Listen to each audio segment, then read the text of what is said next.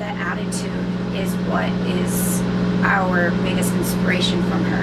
You know, the music is awesome and everything, but we weren't around during that time. We were looking back to, you know, where it started in females in metal and having that attitude. It was her. And yeah, like I said, it's just more of an attitude type thing for us with Wendy. She really put it out there and never took no for an answer and did what she wanted, regardless of what the music industry told her. You're supposed to look a certain way, you're supposed to act a certain way, you're supposed to, you know, sound a certain way, blah, blah, blah.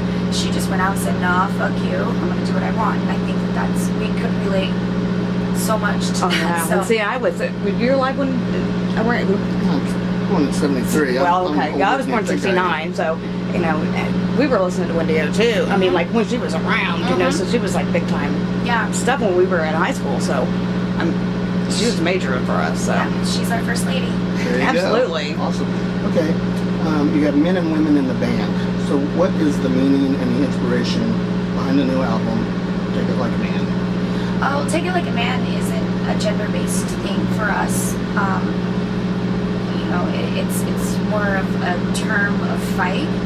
The term, like, you have to really just pony up and take it like a man sometimes. Drop the gloves and go. Yeah, and you know, we learned at a very young age that you know, how to basically take it like a man. We were forced to from different experiences in our childhood, and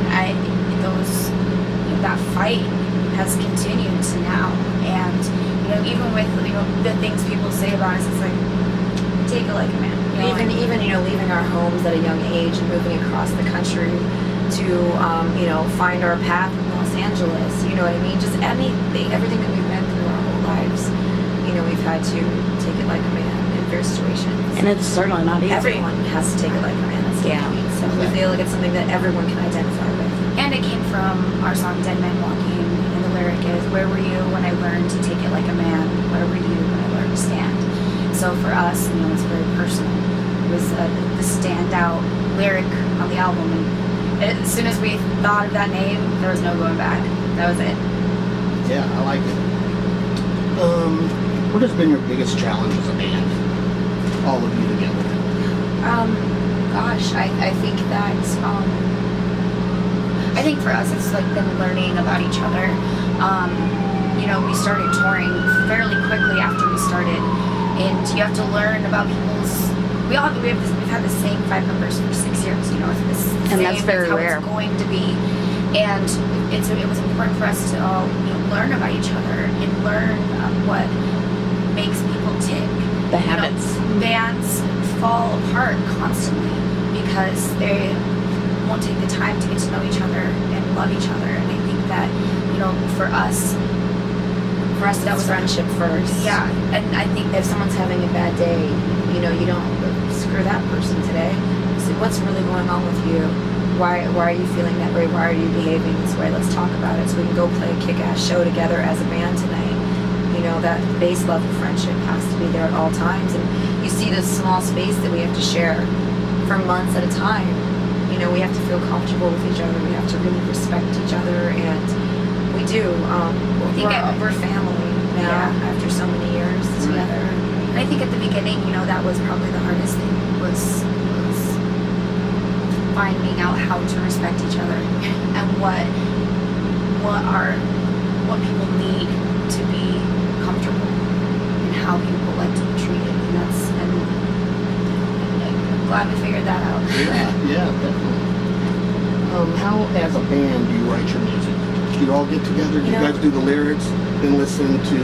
Sometimes it happens in steps like that, but the best way to do it for us has always been, you know, we sit in a room together and just start tossing around ideas, and, you know, the boys will start playing a riff and we'll be inspired and we'll say, hey, I have this in my notebook, this will go perfectly, and then the other one will go, oh, you know, something that'll go perfectly to that, and it's very organic when we do it that way. And it's not comes together. Yeah, and it's not us just lyrically. You know, the boys can put out lyrics, and, you know, if we have ideas and we want for a drum beat, you know, we all have a say in every single aspect.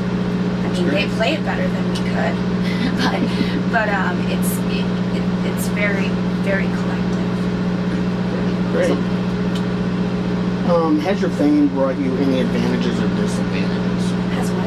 Has your fame brought you any advantages or disadvantages? You know, it's silly. I don't think we really think of ourselves as having like fame. I think the one thing that has changed is that we might have had to pull back a little bit on interaction at times. We've always been very open with our fan base, and we've just recently had to scale it back a little bit, but we're still very open. And you know, I think metal's for everyone, and I think that we've always felt that we want people to know that we're just like them, and so we treat them just like us. You know, Exactly. Well, you know, for me personally, as soon as I realized that we were becoming some sort of role model to young kids here and there, I started living my life in a more positive manner, because I have to be a good influence. Exactly. I'm not going to be a bad influence. And they read stuff like, you know, that, and they follow their influences. And it's really important that kids have strong, good influences. When we were kids in metal, there weren't very many females. Yeah, didn't have any. Who, you know, did the kind of metal we do, and it was, we didn't have that. So we want to be like that. We realize that we have a chance to, you know, get our message out there. It's a very rare opportunity. Not everyone gets that chance, so it has to be the right message, and we have to be passionate about it. That's awesome. That's great. That's great. Okay, I know you don't like the term celebrity, but I have to ask this question. Sure. Do you enjoy being what you're being? I think you pretty much just answered that. Yeah. I think that we love what we do. I personally, I've always been very introverted, so I love being on stage, and I'm very shy in real life. So it's I think for all of us, it's sometimes you get a little bit of anxiety dealing with it in certain situations when it gets really hectic. But we love being on stage. We love doing that. Yeah, that's why I was wondering if there's a you little guys. bit of anxiety that comes along with it. Yeah, I wondered that. That's how it always. I mean, I've talked to several other artists, and they say the exact same thing. So I was born to have anxiety coming here to see you guys. I was outside freaking out.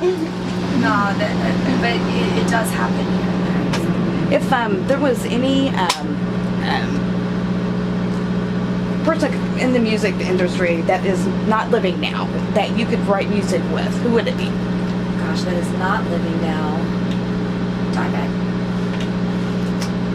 Dimebag probably would be the top choice. Maybe Cliff Burton and Dimebag. How about that? Yeah, there we go. There you go. Yeah. You guys would look great up there next time. Oh, yeah. Yep. Absolutely. Paul Gray.